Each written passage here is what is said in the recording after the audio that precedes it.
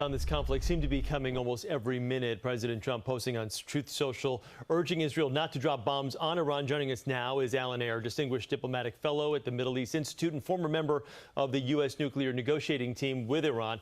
Good to see you, Alan, once again. Thanks for being with us. Let's start with your reaction. I know originally we were going to talk about a ceasefire being in place, but now it looks like that is off. Well, being a former diplomat, I'm still cautiously optimistic. It looks like both sides want a ceasefire, though each side is in effect saying, well, the other started it in terms of violating the ceasefire. But Israel has, at least according to what Prime Minister Netanyahu said, decimated Iran's nuclear program. And for Iran's sake, it wants a ceasefire because it's lost its key military leadership, many of its key nuclear scientists, its nuclear program, at least the infrastructure, and also its missiles and its air defense. So despite the back and forth in terms of what's actually happening, I think President Trump will press to make sure the ceasefire holds. Now, Monday, Iran launched counterstrikes targeting a U.S. air base in Qatar, but they gave the U.S. early notice in advance of that strike. Can you explain this to us? Is that unusual?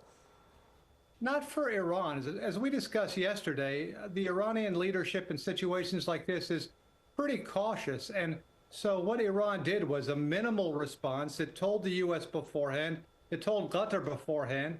It picked a target where it was relatively sure it wouldn't do any damage, the Al Udeid air base, which had been emptied out. And so having given everyone advance notice and firing relatively few missiles, it messaged internally that we have dealt a decisive blow and so forth and so on. But basically it was signaling, if not explicitly saying, this is the least we can do. Please don't retaliate. President Trump and the U.S. administration agreed with that interpretation. So right after the attack, President Trump moved to seek a ceasefire. So let me ask you this, Alan. What is the president's next move? Obviously, he keeps the public updated on Truth Social. There is a ceasefire. There's not a ceasefire.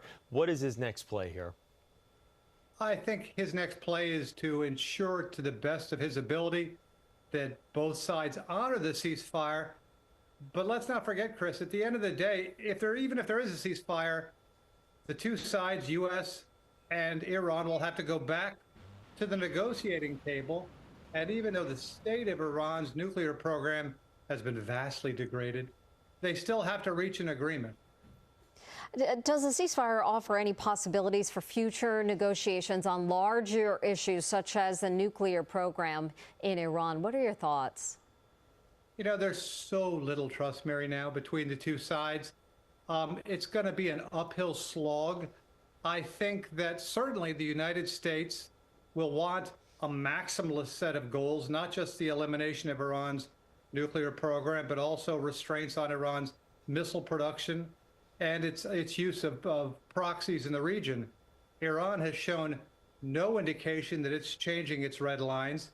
So again, it's going to be a very tough negotiation should both sides return to the table. And let's not forget, even though Israel won't be at that negotiating table, virtually they will be, because they went to war to stop Iran's nuclear program.